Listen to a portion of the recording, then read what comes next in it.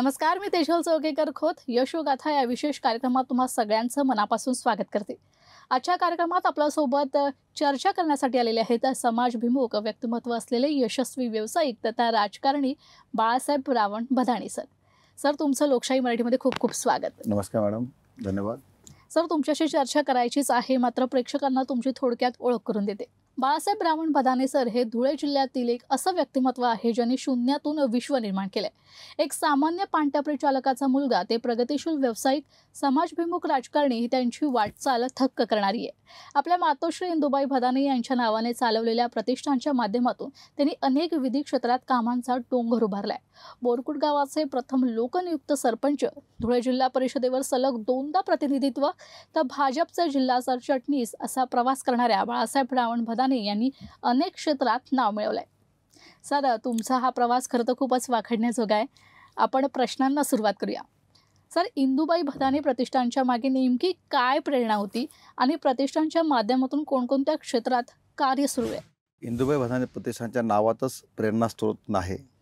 इंदुबाई अर्थात आमच्या मातोश्री हे आमच्या खऱ्या अर्थाने प्रेरणास्त्रोत आहेत।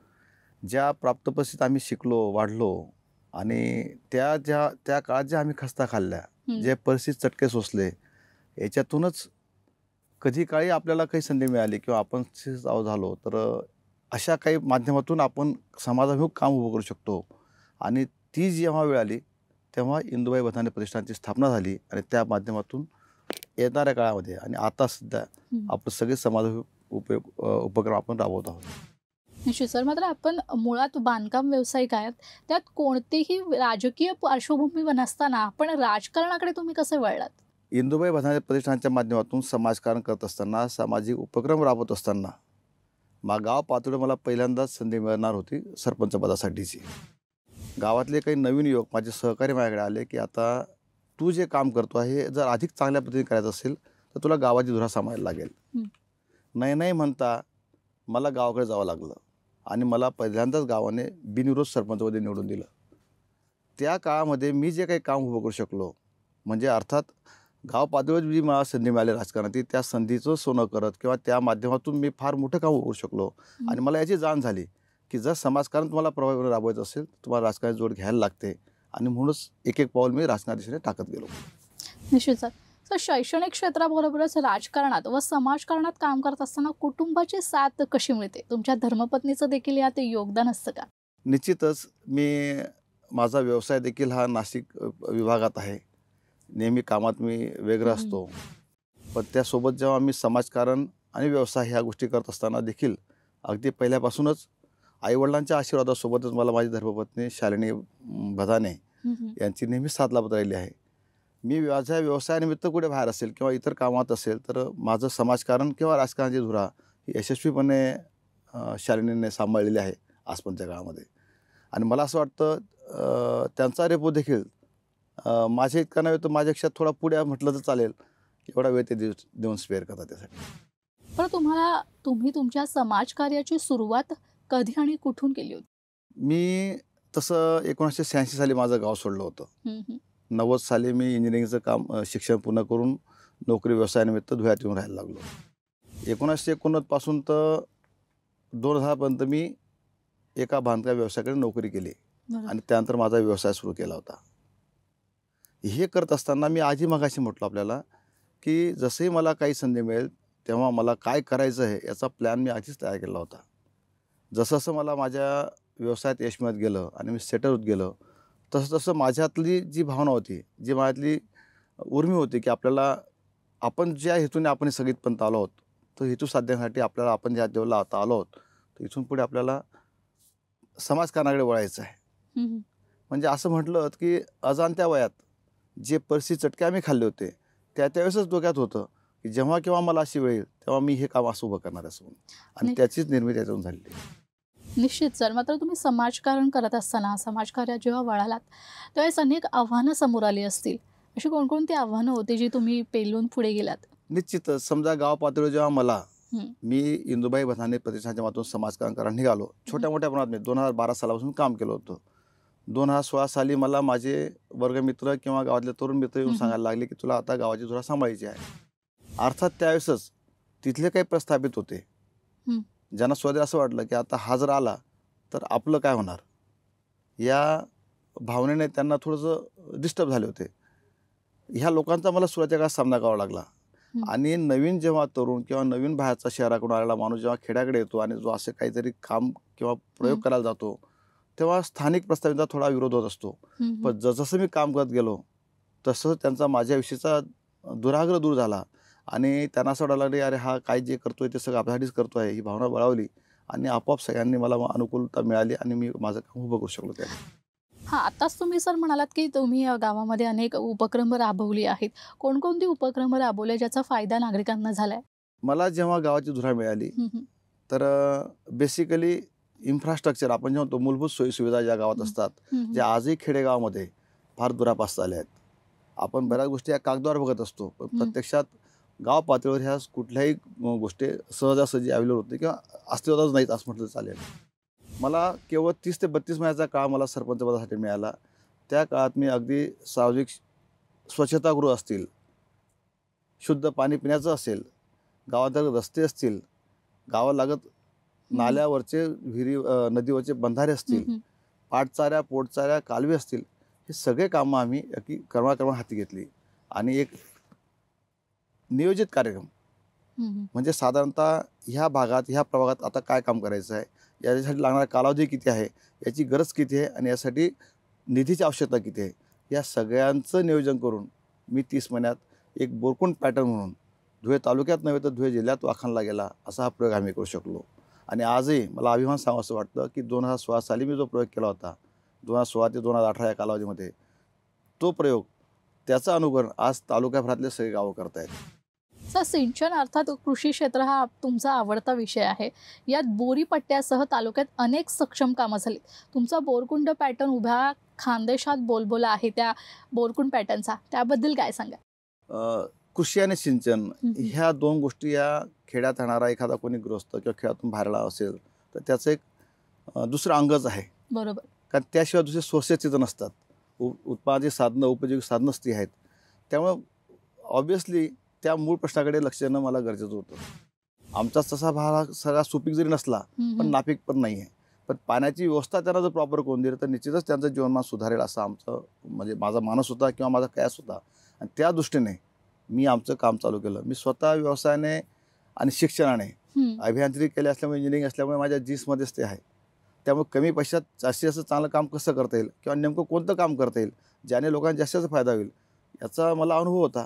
आणि त्या अनुषंगाने मग मी जसं समजा पुढे मला जिल्हा परिषदेला प्रतिनिधित्व करायची संधी मिळाली, तर जिल्हा परिषदेच्या माध्यमातून त्या मिळालेल्या संधीतून आणि माझ्या लोकसंपर्कातून, तसे माझे व्यवसायाच्या निमित्ताने सर्व पक्षीय संबंध होतेच. त्याचा फायदा घेत मी जास्तीत जास्त निधी माझ्या गावाकडे, माझ्या बोरीपट्ट्याकडे ओढून आणू शकलो आणि नेमकं काम उभं केलं. काही कामं शासनाच्या माध्यमातून झाली, काही कामं प्रतिष्ठानाच्या माध्यमातून झाली. हं. ज्या कामाला लाल फितीमध्ये अडथळा येतो किंवा हं. काम होऊ शकत नाही, आपण नेहमी म्हणतो लाल फित, लाल फित. ती कामं आम्ही प्रतिष्ठानच्या माध्यमातून आमच्या पदरमोड करून स्वखर्चाने पूर्ण केलीत. अर्थात वर्षानुवर्षे बंद पडलेल्या पाटचाऱ्या असतील, पोटचाऱ्या असतील, कालवे असतील, त्यातलं लिकेज असतील, गळती असेल, हे सगळी आम्ही आमच्या प्रतिष्ठानच्या माध्यमातून थांबवली. आणि काही बंधारे जे आहेत, ज्याला आम्ही शक्य नाही, आम्हाला एवढं पतपुरवठा होऊ शकत नाही, अशा ठिकाणी आम्ही सरकारच्या निधीचा फायदा घेऊन लोकप्रतिनिधीच्या माध्यमातून त्यांच्या सहकार्याने ही हं. कामं आम्ही खेचून आणली.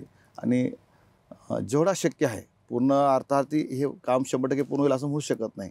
काम फार मोठं आहे, पण काही अंशी आम्ही त्यात सक्सेस ठरलो आणि आम्ही ते काम मार्गी लावू शकलो. निश्चित सर. समाजकारण करत असताना आपसुकच पावलं राजकारणाकडे वळतात. तर समाजकारण करत असताना राजकारणाची आवश्यकता तुम्हाला काय वाटली?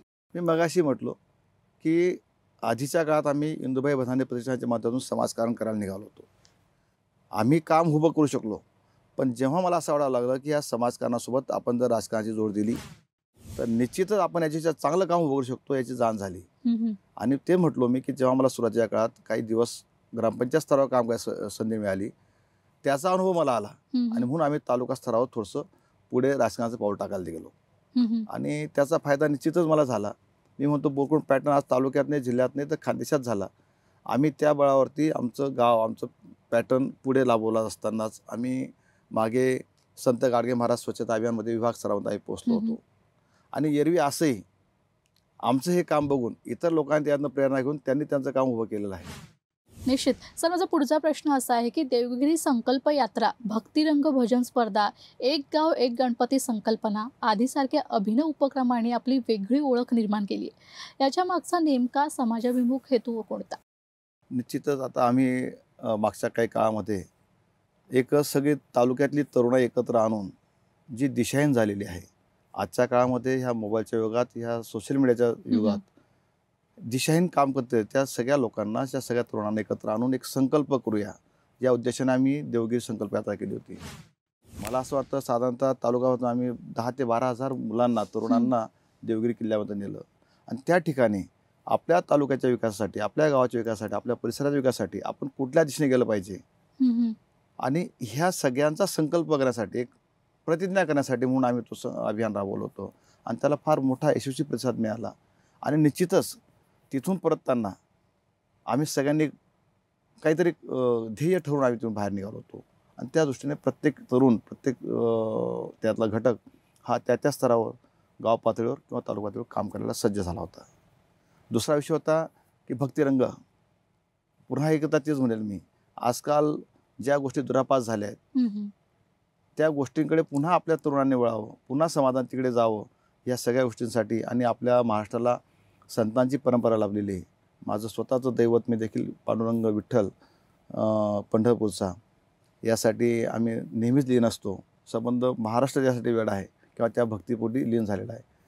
तर ह्या माध्यमातून भक्तिरंग स्पर्धा आम्ही जेव्हा तालुका स्तरावर आयोजित केली तर तालुक्याभरातून सगळ्या रजिस्टर मंडळांनी त्यात सहभाग नोंदवला. साधारणतः 15 दिवस हा कार्यक्रम चालला आणि त्याचा समारोप अतिशय उत्कृष्ट पद्धतीने आम्ही त्याचा साजरा केला.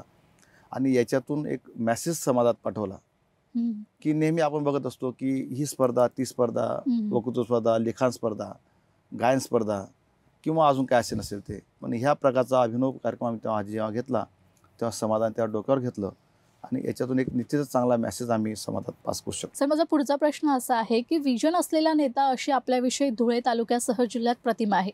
हा माणूस मतदारसंघाचं काहीतरी भलं करू शकतो असा जनमानसात विश्वास असताना आणि आपल्याकडे तालुक्याच्या विकासाचा मोठा ॲक्शन प्लॅन तयार असताना तुम्हाला आमदारकीच्या स्पर्धेत थांबावं लागलं का? निश्चितच हा अतिशय महत्त्वाचा प्रश्न आपल्याकडे. मी जेव्हा काम करायला निघालो आणि जे काम करू शकलो 2016 पासून तर 2024 पर्यंतचं आज तागायत देखील एक ठराविक दिशेने मी गेलो होतो. मी म्हटलो मगाशी की मी व्यवसायाने स्थापत्य अभियांत्रिकी असल्या कारणाने नेमकं इन्फ्रास्ट्रक्चरमध्ये कुठल्या दिशेने जायचं आणि कुठल्या प्रायोरिटीने कामं करायची याचं एक काही प्लॅन माझ्याकडे तयार होता. मी जे काम बोरकुंड पॅटर्न उभं केलं, बोरी पट्ट्यात उभं केलं, तेच कामाचं भांडवल करीत किंवा त्या कामाची दिशा घेऊन तालुकाभरात कुठल्या दिशेने जायचं आहे आणि कुठल्या पद्धतीने काम करायचं याचं एक मॉडेल मी तयार केलं होतं. आणि हे सगळं काम बघून तालुक्याला नव्हेच सर्वसामान्य जनतेला माहिती होतं की हा माणूस काहीतरी करू शकतो, याचे एक ठराविक विजन आहे. मला उलट अभिमान या गोष्टीचा की एवढ्या अल्प कालावधीत कुठल्याही राजकीय वासा नसताना मी केलेल्या कामाचं भांडवल म्हणून किंवा मी केलेल्या कामाचा एक दिशा म्हणून लोकांनी मला ॲक्सेप्ट केलं आणि त्या आशेने, त्या भावनेने लोक मला म्हणत होते की ह्या माणसाकडे विजन आहे, हा काही करू शकतो. मी माझ्या तालुका स्तरावर जी मला संधी मिळाली जिल्हा परिषदेच्या माध्यमातून, त्यातून केलेलं काम आणि तिथून पुढे केलं मार्गक्रमण, ह्या जोरावरती आमदारकीच्या माध्यमातून जर का मला तालुक्याने संधी दिली तर मात्र मी ह्या मतदारसंघाचा काय पार करू शकतो याचा मला आत्मविश्वास होता आणि त्या अनुषंगाने माझं काम देखील चालू होतं. परंतु राजकारणात काही गोष्टी प्लस मायनस होत असतात, चढ उतार येत असतात, कोणाला तरी थांबावं लागतं आणि काही कारणास्तव समजा मला तिकीट आता उमेदवार नाकारले जरी गेली असेल, पण मला असं वाटतं मी केलेल्या कामाचं मूल्यमापन होईल. भारतीय जनता पक्ष हा असा पक्ष आहे की कुठल्या कानाकोपऱ्यात कोणत्याही माणसाने काही चांगलं काम केलं असेल तर त्याचं वेळेवर त्याचं अवलोकन केलं जातं आणि पक्ष मला निश्चित चांगली संधी देईल आणि त्या संधी सोनकत मी पुन्हा माझ्या तालुक्यासाठी काम उभं केलं एवढी मला खात्री आहे. निश्चित सर, राजकीय व्यक्तीचा सामाजिक कामात सध्या फारसा रस नसतो. सामाजिक क्षेत्राकडे कल काहीसा कमी पाहायला मिळतो. असे असताना आपण किंवा आपल्या धर्मपत्नी शालिनीताई भदाने यांनी निराधार विद्यार्थ्यांना दत्तक घेणे, गरजू विद्यार्थ्यांसाठी विधायक उपक्रम राबवणे, एकूण सामाजिक बांधिलकी जपत समाजभिमुख उपक्रम राबवतात. याबद्दल काय सांगा? हां, आपण म्हटलात की समाज राजकारण करता करता समाजकारण थोडं बाजूला पडतं. पण मुळात आम्ही समाजकारण अधिक चांगल्या पद्धतीने करता यावं, अधिक प्रभावीपणे करता यावं यासाठी आम्ही राजकारणाकडे वळलो आहोत. त्यामुळे समाजकारण बाजूला ठेवायचा विषय येतच नाहीत. बरोबर. या सगळ्या गोष्टीमध्ये माझ्यासोबत माझी धर्मपत्नी शालिनी देखील काम करत असतात. किंबहुना या माझा व्यवसाय सांभाळत असताना माझी होणारी त्रेधा त्रिपीट बघता या समाजकारण किंवा राजकारण याच्यात ती माझ्याबरोबर मला साथ देत असते. हे कार्यक्रम करत असताना समजा आम्ही आता गाव पातळीवर सगळ्यात महत्त्वाचं आम्ही काम केलं शिक्षण क्षेत्रातलं. मुक्तांगण शैक्षणिक संकुल म्हणून आम्ही एक आमची मोठी संस्था माझ्या मूळ गावी बोरकुंडला उभी केली आहे. साधारणतः परिसरातील 30 ते 40 गावाची मुलं तिथं येऊन शिकत असतात. माझ्या माहितीप्रमाणे 3200 मुलं तिथं आज शिक्षण घेतात. उभ्या खानदेशात गाव पातळीवर म्हणजे ग्रामीण भागात एवढ्या मोठ्या प्रमाणात एवढी मुलं शिक्षण घेणारी आमची एकमेव संस्था असेल.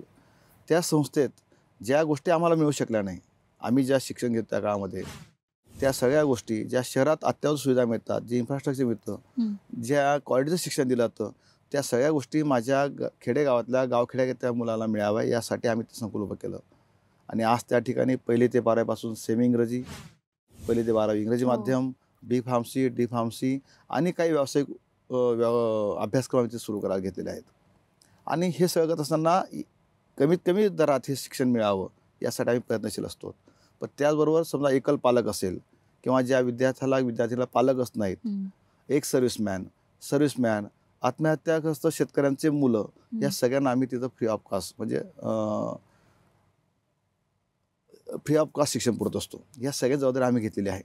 म्हणजे सगळीच मुलं आम्ही दत्तक घेतली असं समजायला हरकत नाही. आणि मी एक समजतो की जर समजा देवाच्या कृपेने, आईवडिलांच्या आशीर्वादाने आणि व्यवसायातून मी जरा स्थिर स्थावर झालो आहे, त्यामुळे ही माझी जबाबदारी आहे असं आम्ही समजतो आणि त्यात आम्ही पुढे जात असतो. तर हे कार्य खूप मोठं आहे. म्हणजे विद्यार्थ्यांना दत्तक घेणं ही खूप मोठी जबाबदारी देखील असते. निश्चितच. पण या सगळ्यांचा जेव्हा तुम्ही समतोल कसा राखता, म्हणजे आर्थिक परिस्थितीत म्हणा किंवा मुलं इतकी दत्तक घेऊन त्यांना सांभाळणं, या सगळ्याचा समतोल कसा राबवला जातो? आणि राहिला विषय की हा आर्थिक समतोल आपण कसा राखला जातो, समाजकारण, राजकारण आणि ह्या सगळ्या गोष्टी उभ्या करत असताना की याचं गणित कसं लागतं. निश्चितच हा प्रश्न मला बऱ्याचदा विचारला जातो की एवढ्या कमी फी स्ट्रक्चरमध्ये तुम्ही ह्या सगळ्या मुलांना ह्या सगळ्या सुविधा कशा पुरवतात. पण मी असं ठरवलं आहे की माझ्या व्यवसायातून जे मला उत्पन्न मिळतं, माझ्या लायबिलिटी आता फार काही नाही आहेत. त्यामुळे हा सगळा जो मला मिळणारा पैसा आहे याच्यातून मला जे काही देता येईल समाजाप्रती, ह्या विद्यार्थ्यांप्रती, याच्यातून मी शेअरिंग करत असतो. याच्यात मग मुली दत्तक घेणं असो, एकल पालक असतील किंवा ज्याला पालक नसेल अशा मुलांना विनामूल्य शिक्षण देणं असो, किंवा आरोग्यविषयक काही सुविधा असतील, समजा जे गरजू लोक आमच्यापर्यंत पोचतात, त्यांना कुठल्याही लेवलच्या कुठल्याही स्तराची समस्या आली असेल, समजा ती शैक्षणिक उच्च शिक्षणासाठी असो किंवा आरोग्यासाठी असो, ते आम्ही आमच्या इंदुबाई भदाने प्रतिष्ठानच्या माध्यमातून पूर्ण करण्याचा आटोकाट प्रयत्न करत असतो. आणि आज पद्धतीने मला शक्य झालं आहे. परमेश्वर भविष्यात पण मला हे सगळं करण्यासाठी शक्ती देईल ही निश्चित मला आशा आहे. निश्चितच सर, परमेश्वर चांगल्या गोष्टी करण्यासाठी नेहमीच शक्ती देत असतो. सर, माझा पुढचा प्रश्न असा आहे की इंदुबाई भदानी प्रतिष्ठानच्या वतीने तुम्ही दरवर्षी क्रीडा व सांस्कृतिक महोत्सवाचे आयोजन करता. यात मॅरेथॉन स्पर्धा, रक्तदान शिबिर, आरोग्य शिबिर व प्रबोधनाच्या कार्यक्रमांनी नववर्षाचं स्वागत करता. त्याबद्दल काय सांगाल? आजकाल आपण बघतो आहोत की अगदी शहरापासून तर गावखेड्यापर्यंत सगळाच तरुण हा व्यसनाधीन झालेला आहे. बेरोजगारी आणि स्थानिक काही प्रॉब्लेम याच्यामुळे तो व्यसनाकडे आपोआप आकृष्ट होत असतो. आणि याच्यापासून त्याला परावृत्त करण्यासाठी आपणही बघतो 31 डिसेंबर, इयर एंडिंग ह्या गोष्टी सेलिब्रेट केल्या जातात. त्या कशा सेलिब्रेट केल्या जातात हे आपण सगळं ज्ञात आहोत. पण ह्या सगळ्यांच्या पलीकडे जाऊन नव्या वर्षी सुरुवात चांगल्या पद्धतीने झाली पाहिजे हा मानस आमच्या डोक्यात आला. आणि साधारणतः 6 वर्षापूर्वी आम्ही दरवर्षी 1 जानेवारीला म्हणजे नववर्षाच्या आरंभी एक महोत्सव, क्रीडा व सांस्कृतिक महोत्सव आम्ही आयोजित करत असतो. त्यात मॅरेथॉन स्पर्धा असतील, मैदानी स्पर्धा असतील, कबड्डी स्पर्धा असतील, रक्तदान शिबिर असेल. अगदी फार मोठ्या मला असा अभिमान सांगावंसं वाटतं की एका खेडेगावामध्ये आयोजित ह्या कार्यक्रमासाठी दरवर्षी साधारणतः 400 ते 500च्या वरती रक्तदान करत असतात. आणि ह्या चळवळीत आम्ही सक्रिय सहभाग नोंदवत असतो. त्याच पद्धतीने त्या दिवशी एक व्याख्यानमाला आम्ही आयोजित केली असते आणि क्रीडा सांस्कृतिक महोत्सव आयोजित केला असतो. या सगळ्यांच्या माध्यमातून तरुणांमध्ये एक संदेश जावा आणि आपल्या कर्तृत्वाचं, जबाबदारीचं भान त्यांना यावं हा एक आमचा उद्देश असतो. निश्चित सर, कुठलंही मोठं पद नसताना एखादा आमदार करू शकतो एवढी विकास कामं आपण केलेत. काय सांगाल याबद्दल? हां, निश्चितच म्हटलो मी मगाशी म्हटलो, की जी संधी मिळाली आणि जे मला अवगत आहे, त्या दृष्टिकोनातून मी जर पुढे गेलो तर मला काम उभं करता आलं.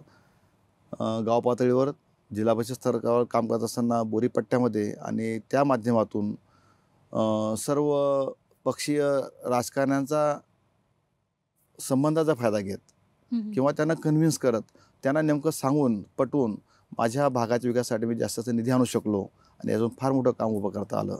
निश्चितच भविष्यात तुमच्या तालुक्याचा विकास होईल जर तुम्ही इतकं छान काम करत असाल तर. खूप छान माहिती दिली आणि खूप छान तुम्ही बोललात सर आणि इथे आलात त्यासाठी खूप खूप धन्यवाद. धन्यवाद.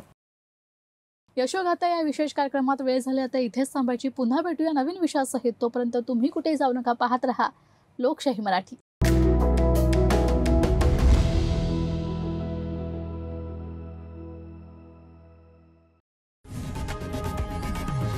लोकशाही मराठी ऐका, पहा, जागरूक रहा.